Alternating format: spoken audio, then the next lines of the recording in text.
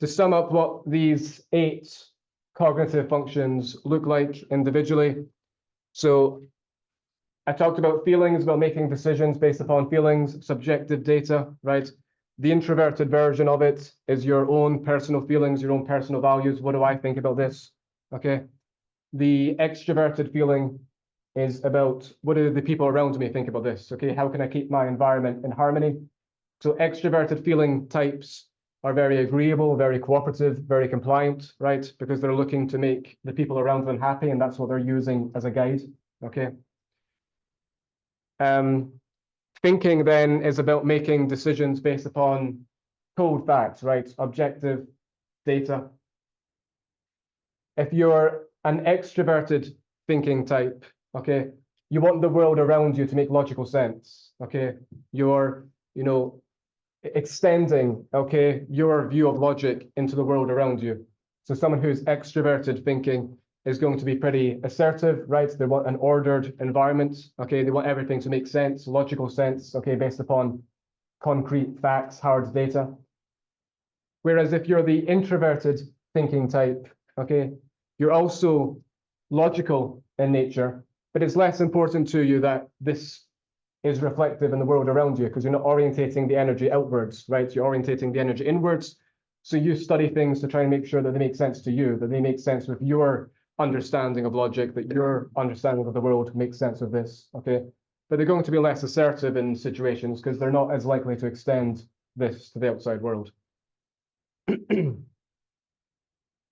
Sensing then is about paying attention, right, to the actual present world, the real world, okay? They're not people who are heads in the clouds thinking about fantasies or possibilities in the future. Sensing types are more grounded in reality, okay?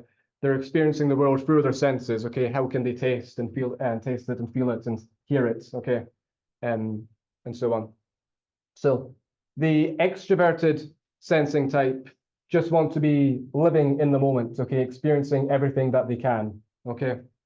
So that's how they are energized. That's how they want to live their life, okay? They want to experience lots of sounds, lots of smells, lots of tastes, okay? And they're energized through experiences, through their senses, okay? Whereas the introverted sensing type, okay, they're also drawn to reality, the present day, okay? But they're more inward focused. So when they experience the world through their senses, they're tying it back to previous memories, okay? What does this painting remind me of? Okay, what is this food that I have eating reminds me of? Okay, again, they're experiencing the world through their senses, but it's more inward, okay, trying to relate it back to past experiences rather than the current experience for what it is. And then intuitive types, they're not really looking at the world as it is necessarily, okay? They're looking to pick up on patterns, okay, to pick up on kind of general themes if they're looking at paintings, for example, okay? So what they're looking for is a bit more subjective, but it's what's the kind of the big picture of what I'm looking at, okay, rather than the small parts, okay?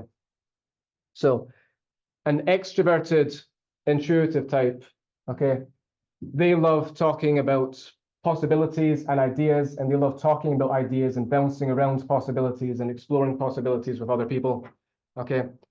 Which is a big difference between an extroverted intuitive type and an extroverted sensing type, okay?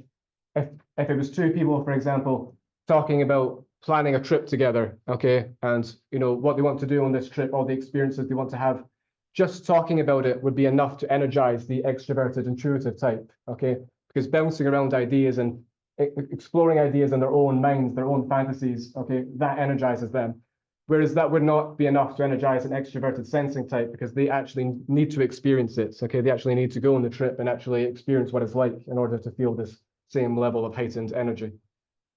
And then introverted intuitive types, okay, are also drawn to possibilities, big picture, okay, rather than small details. But again, they're more introspective, right?